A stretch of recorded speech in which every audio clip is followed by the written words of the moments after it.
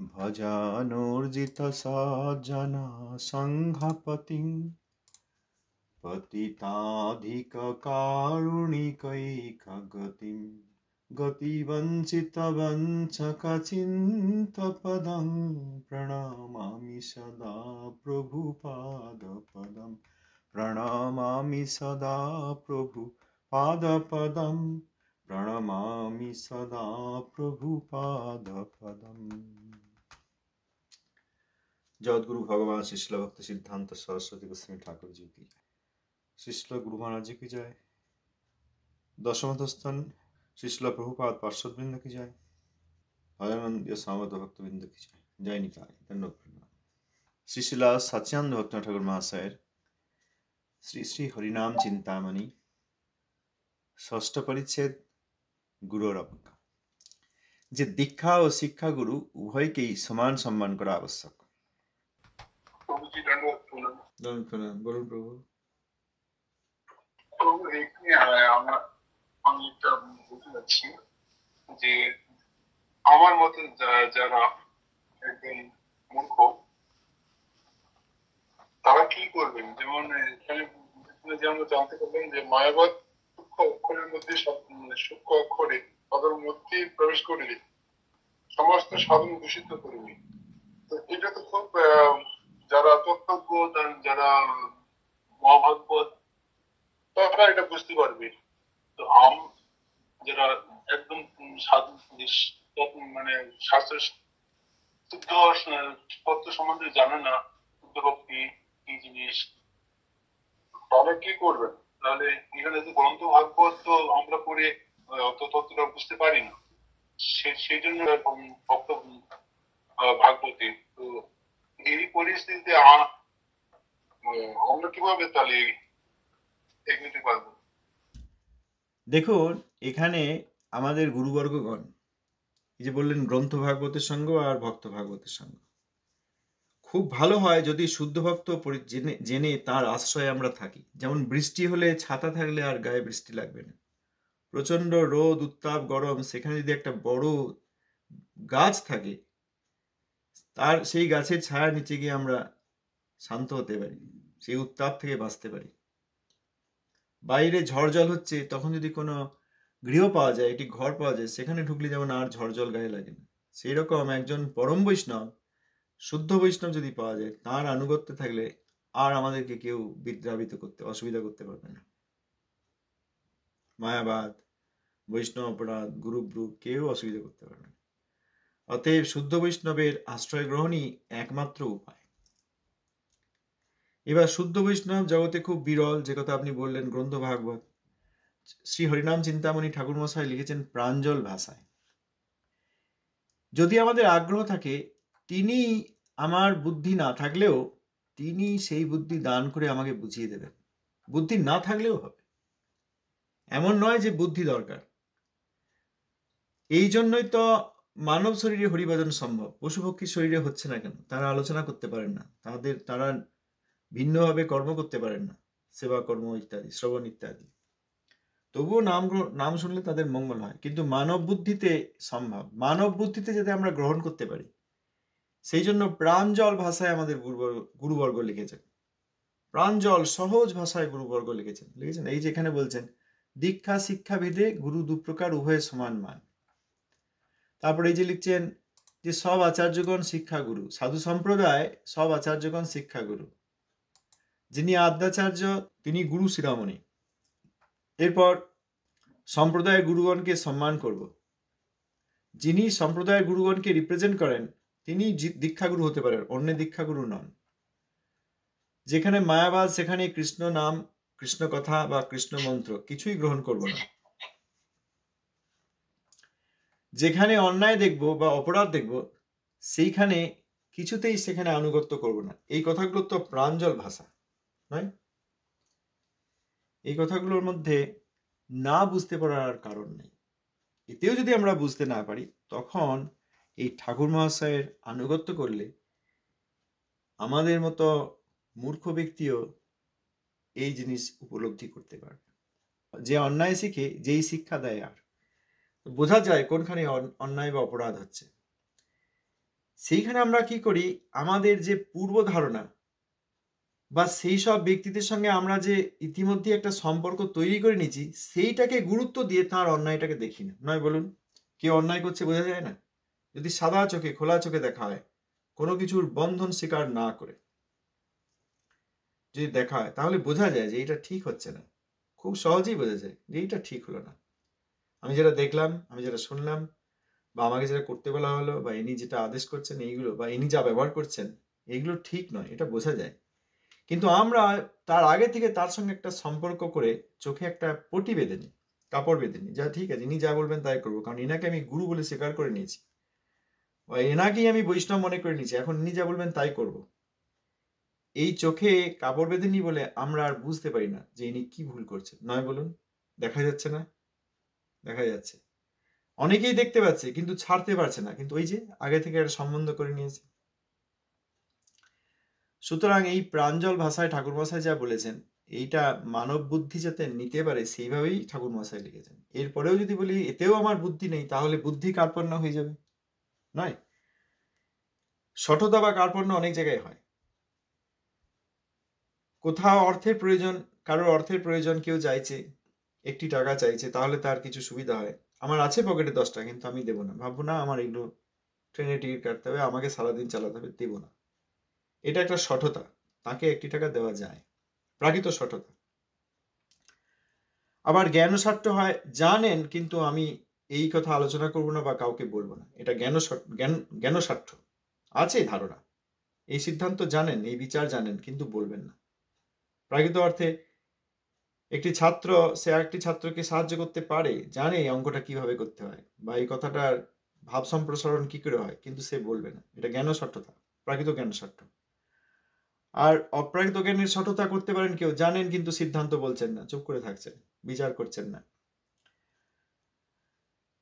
এইরকম সঠতা। এবং বুদ্ধিরও সঠতা হয়, যে আছে আমি বুঝতে পারছি, কিন্তু বলছি যে আমার তো বুদ্ধি নেই, আমার তো বুদ্ধি নেই, কি করে আমি বুঝবো? যদি আমরা আমাদের সঙ্গে সঠতা না করি, তাহলে যেটুকু মানব বুদ্ধি আছে তাতে আমরা অবশ্যই বুঝতে পারব। আমাদের এই গ্রামে, এই উদাহরণটা আমি আগেও দিয়েছি প্রায়, আমাদের গ্রামে একটি দিদি ছিল, সে রাস্তায় দাঁড়িয়ে চোখ লাল করে শুধু গালিগালাজ করতো, শুধু সারাদিন শুধু গালিগালাজ করতো। লোকে যা যেত আসতো জানে যে এ পাগলি গালিগালাজ করে, গালিগালাজ করতে করতে চোখ লাল হয়ে যেত। কার উপর রাখতো, কাকে গালিগালাজ করতো, আমরা কেউ জানতাম না। তো তিনি যখন এই আস্তে আস্তে আমাদের বাড়িতে অনেকে আসেন দেখে তিনিও আসতেন, এসে হরিকথা শুনতে লাগলেন। একদিন হরিকথা শোনার পর 2-3 ঘন্টা হরিনাম কীর্তন আরতি ইত্যাদি হয়ে যাওয়ার পর বাবা জিজ্ঞেস করলেন, এই এতক্ষণ কি বুঝলি, কি শুনলি? শ্রী চৈতন্য ভাগবত থেকে শ্রীমন মহাপ্রভুর কথা হচ্ছিল। তা তখন সে বলল, আপনি এতক্ষণ আমার ভাইপোর কথা বলছিলেন। দেখুন, হরিকথা শোনা হলো, কীর্তন হলো, আরতি হলো, তো কি শুনলি হরিকথায়? না, ভাইপো, আমার ভাইপো। তারও অনেকদিন পর হরিকথা শুনতে শুনতে তিনি তিলক সেবা করলেন, গলায় মালা নিলেন, তিনি দীক্ষাদি গ্রহণ করলেন এবং শুদ্ধভাবে হরিভজন করতে শুরু করলেন। এই ব্যক্তিকে আমরা তো বাড়ি থেকে দেখেছি, রাস্তায় এবার যেই সব লোক যেত আসতো, তারা বলতো, মাস্টারমশাইয়ের হরিকথা আর হরিনামের প্রভাব দেখো। যে পাগলিনী চোখ লাল করে কাকে সারাদিন যত গালাগাল, মানে ডিকশনারিতে সম্ভব নয় পশ্চিমবঙ্গে বাংলা ভাষায়, এই সব গালিগালাজ চিৎকার করে করে বলতো, সে আজকে চুপচাপ শান্ত, কপালে তিলক, গলায় মালা। মাস্টারমশাইয়ের হরিকথার প্রভাব আছে। তাহলে এইরকম ব্যক্তি যদি মঙ্গল হতে পারে, আমাদের মঙ্গল হচ্ছে না কেন? কারণ আমরা বুদ্ধির সঙ্গে সঠতা করছি। আমি কিন্তু যিনি প্রশ্ন করলেন বা যারা আছেন বা এখানে যারা আছেন তাদের কথা বলছি না, আমি এমনি আমরা সাধারণভাবে গোটা জগতের কথা জেনারেলাইজ করে বলছি। আমরা যেখানেই বুদ্ধির সঠতা করি, যে আমার তো বুদ্ধি নাই, আমি তো মূর্খ, এরকম দেখেছি। আলোচনা করতে করতে অদ্বৈত আচার্য প্রভুর কথা বলা হলো, নিত্যানন্দ প্রভুর কথা বলা হলো, কোনো বিষয়ে আলোচনা হলো, সব আলোচনার পরে তিনি বলেন, দেখুন আপনি তো অনেক সিদ্ধান্তের কথা বলছেন, আমি তো মূর্খ, সিদ্ধান্ত জানি না, অতএব এইসব কথা আমি কিছুই বুঝলাম না। ভালোই বুঝেছেন তিনি, ভালোই বুঝেছেন, কিন্তু এই যে চোখে পটি বাঁধানো আছে, যে আমি তো ইতিমধ্যেই মায়াবাদীদের হয়ে গেছি, কি করে আমি মায়াবাদ ত্যাগ করি? আমি তো ইতিমধ্যেই গুরুব্রুবের শিষ্য হয়ে গেছি, কি করে সেই গুরুব্রুবকে চিনতে পারলেও পরিত্যাগ করি? চোখে যে আমার পটি বাঁধা আছে, কানে যে আমার কাপড় বাঁধা আছে, আমি তো আপনার কোনো কথা শুনতে পাবো না। হে ভক্তনাথ ঠাকুর মহাশয়, আপনার কোনো শিক্ষা তো আমি নিতে পারবো না, কারণ আমি তো আপনার কথা শুনছি না, কানে আঙুল দিয়ে বসে আছি। এইভাবে যদি বুদ্ধিস্বার্থ আমরা না করি, তাহলে মানব বুদ্ধিতে যা গ্রহণীয় সেই রকম ভাবে ঠাকুর মহাশয় সেই মাধ্যমে লিখে দিয়েছেন। অন্যায় যে অন্যায় শিখে যেই শিক্ষা দেয় আর উভয়ে নরকে যায়, না পায় উদ্ধার, এই কথাটাই আমরা পালন করতে পারছি না কেন? আমরা কি চোখের সামনে অন্যায় অর্থাৎ বৈষ্ণব অপরাধ, পূর্ব আচার্যের প্রতি অপরাধ, শুদ্ধ ভক্তির নামে সূক্ষ্মভাবে মায়াবাদের প্রচার কিছুই বুঝতে পারছি না? বলুন, কি বলেন? হ্যাঁ প্রভুজি। যদি আমরা বুদ্ধিস্বার্থ না করি, বৃত্ত স্বার্থ করলে যার বৃত্ত আছে তিনি সৎকার্যে সেই বৃত্ত লাগাতে পারেন না। অর্থাদি আছে, কিন্তু এরকম ব্যক্তি দেখা গেছে আমাদের গ্রামাঞ্চলে থাকতো, প্রচুর পয়সা, প্রচুর টাকা, হরিভজনে দেয় না। কীর্তন নিয়ে আমাদের শ্রী চৈতন্য মঠ থেকে ভক্তগণ এসছেন পরিক্রমার আগে, দুই চার দিন থাকবেন আমাদের গ্রামে, এবং আমাদেরও পরিচিত অন্যান্য ভক্ত অন্যান্য গ্রামেও তারা যাবেন, প্রচারাদি করবেন। আর এই পরিক্রমার আগে যে সেবার বস্তু সংগ্রহ হয় সেই করবেন। একটা বড়, আমার মনে আছে মা বলেছিল যে একজনের বাড়ি যাওয়া হলো, আমাদের পরিচিত, খুব পরিচিত, মানে গ্রামাঞ্চলে পাড়া ঘরে থাকলে দেখা যায় সেরকম পরিচিত, তাদের জমি জায়গা এসব কোনো অভাব নেই। এই যখন সাধুগণকে হরিনাম করছেন, সেদিকে যাচ্ছেন, তিনি 1টি টাকা দিয়েছিলেন। কারণ আমার পশ্চিমবঙ্গে একটা ধারণা আছে 16 আনা দিলাম, 1 টাকা মানে 16টা আনা, আগেকার 25 পয়সাকে 4 আনা, 50 পয়সাকে 8 আনা, একটা আধুলি পাওয়া যেত না, 50 পয়সা 8 আনা, আর 1 টাকা হলে সেটা হচ্ছে 16 আনা। 16 আনা মানে একবারে 16 কলা দিয়ে দেওয়া হলো, মানে শতকরা শতভাগ দিয়ে দেওয়া হলো। আমি 1 আনা 2 আনা 4 আনা দিই নাই, আমি 16 আনা দিয়েছি। এই ধারণা করে তিনি 1টি টাকা দিয়েছিলেন। আমার মা এই পেছনে ওই বললেন যে, দিদি আপনি এই মঠ থেকে এসছে, মহাপ্রভুর সেবা হবে, কিছু প্রণামী দিন। বলে ওই যে 16 আনা দিয়েছি, ওতেই হবে, তাদের অভাব নেই, বহু জমি জায়গা। এইটা হচ্ছে বৃত্ত স্বার্থ। আছে বৃত্ত, কিন্তু সঠতা করে ওই 16 আনার যুক্তি দিয়ে তারা আর 32 আনা দেবেন না, ওই 1টি টাকা। তা এইরকম যদি বৃত্ত স্বার্থ যারা করেন, আমার মা বলেছিল যে এই যে করলো এবং দিল না, শ্রীমদ্ ভাগবতে লেখা আছে এইরকম ভাবে যারা বৃত্ত স্বার্থ করেন, তারা মৃত্যুর পর নরকে গেলে যে যাতনা দেহ দেওয়া হয়, সেই যাতনা দেহ থেকে তাঁতি যেরকম এই সুতা তৈরি করে কার্পাস থেকে, তাঁতি যেরকম সুতো বার করে, সেরকম ভাবে এই শরীরের এক একটি এই চামড়া থেকে এবং মজ্জা থেকে ওই পাতলা পাতলা সরু করে সুতোর মতো তোলে। তখন তোমার ছিল তুমি হরিভজন করো নাই, হরিভক্তির আনুকূল্যে তুমি ওই রকম বৃত্ত স্বার্থ করেছো, এখন দেখো তোমার শরীর থেকেই সুতা তুলে নেব। এরকম হয় নরকে, শ্রীমদ্ ভাগবত এরকম কথা বলা আছে। সুতরাং আমরা যদি বৃত্ত স্বার্থ করি, জ্ঞান স্বার্থ করি এবং বুদ্ধিবৃত্তির সঙ্গে সঠতা করি, ভালোই তো বুঝলেন, কিন্তু আমি তো কিছু বুঝলাম না। সবই বুঝেছি, মানব বুদ্ধি তো রয়েছে। আপনি প্রশ্নটা করেছেন আমাদের বোঝার জন্য, এবং এখানে যারা রয়েছেন তারা সব ভক্ত, মহাপ্রভুর অনুগত, প্রভুপাদের অনুগত।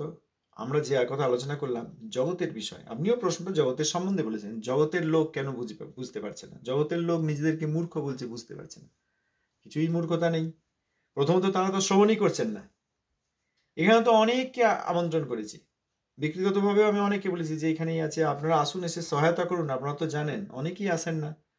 প্রথমত হচ্ছে আমরা তো গ্রন্থ খুলবো না, দ্বিতীয়ত কোথাও যদি এরকম গ্রন্থের আলোচনা হয় আমরা সেখানে শুনবো না, তৃতীয়ত যদি শুনেও ফেলি তাহলেও আমরা বুঝবো না, আর যদি বুঝেও যাই মনে মনে জানবো যে আমি বুঝি নাই। এতগুলো পটি বেঁধে রেখে দিয়েছি আমরা চোখের ওপর, নয়? এতগুলো যদি আমরা শুদ্ধ ভক্তির বিরুদ্ধাচরণ করি, তাহলে সুসিদ্ধান্ত আমাদের হৃদয়ে প্রবেশ করবে কি করে? কত লোক সরে না, নিজেরাও পড়ে না। অনেকে আমি ব্যক্তিগতভাবে যখন দেখা হয়েছে অনেকে বলেছি, দেখুন আমরা এরকম পড়ছি, ঠিক আছে, আপনার যদি সময় না হয় নাই আসতে পারেন, আপনি নিজেই ঘরে একটি গ্রন্থ আছে, এই প্রভুপাদের উপদেশ, একটি করে পৃষ্ঠা পড়বেন, পড়ে কি আপনি আমাকে কোনো সময় বলবেন যে আপনি পড়লেন, তাহলে আমারও শেখা হবে। হ্যাঁ, আমাদের সময় হয় না, 1 পৃষ্ঠা পড়ার সময় হয় না, 1 পৃষ্ঠা পড়ার সময় হয় না। কোনোদিন তারা বলেন না হ্যাঁ আমি 1 পৃষ্ঠা পড়েছি, এই শুনলাম, অপূর্ব, বলেন নাই। আর যারা শুনছেন বিভিন্ন জায়গায় শুদ্ধ ভক্তের কাছে, হ্যাঁ এরকম, তারা তো কানে আঙুল দিয়ে শুনছেন, নেব না। আর যারা দেখছেন যে হ্যাঁ সিদ্ধান্ত এই যে অন্যায় হচ্ছে, অপরাধ হচ্ছে, সেখানে গিয়ে আবার প্রণাম করছেন, কারণ আগে থেকে সেখানে মাথা বিক্রি করে আমরা বসে আছি, গ্রুপকে গুরু করে বসে আছি। এইবার কি করে তাকে গ্রুপ বলি? তিনি যাই করুন, অন্যায় করলেও আমাকে সেটা করতে হবে। তিনিও নরকে যাবেন, আমিও নরকে যাব, তা ঠিক আছে, কিন্তু তাহলে অনেকগুলো আমরা অনেক রকম ভাবে নিজেদেরকে বেঁধে রেখে দিয়েছি। এই বুদ্ধি স্বার্থ করলে হবে না, কি বলেন? আমরা চাইলে আমরা পাবো, যদি চাই তাহলে আমরা পাবো, যদি ইচ্ছা থাকে তাহলেই উপায় হয়, ইচ্ছা থাকিলেই উপায় হয়, একটা কথা আছে না বাংলায়? আমার যখন ইচ্ছা নেই তখন আমার এইসব আসবে, বলেন? তাহলে ঠিক আছে, আপনার পরীক্ষার প্রশ্নের উত্তর আমি কি পাস করলাম, বা অর্ধেক নম্বর পেলাম, বা ফেল করে গেলাম? যাই হোক, ঠিক আছে, আপনি প্রশ্ন রাখলেন, আমি চেষ্টা করলাম এইখান থেকে আরেকবার পড়ার। আশা করি আপনি সুখী হয়েছেন, এটাই জিজ্ঞেস করছি, আপনি কি সুখী হলেন? সবগুলোই ঠিক, সেগুলো বেশিরভাগ আমার মধ্যেই এগুলো হয়। ঠিক আছে, ধন্যবাদ, প্রণাম। সে আপনার দীনতা। আমার মতো শর্ট এই জগতের নাই, বুঝলেন?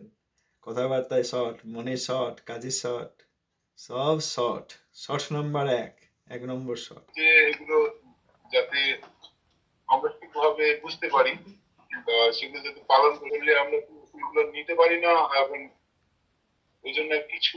দেখুন প্রভুজি, সত্যি কথা বলতে কি, আমরা এখানে কেউ ব্যক্তিগতভাবে কিচ্ছু নই। এখানে প্রভুপাদের শিক্ষা, সুসিদ্ধান্ত, প্রভুপাদের শিষ্যাগণ, পরম বৈষ্ণবগণ যারা ভজনানন্দী, তাদের প্রতি সম্মান শ্রদ্ধা, তাদের পূজা, তাদের সুসিদ্ধান্ত, এইগুলো আমরা শিখতে চাই। ব্যক্তিগতভাবে আমাদের এখানে কেউ আমরা কিছু নই, প্রভুপাদের শিক্ষাই সবচেয়ে বড়। ধন্যবাদ, প্রণাম।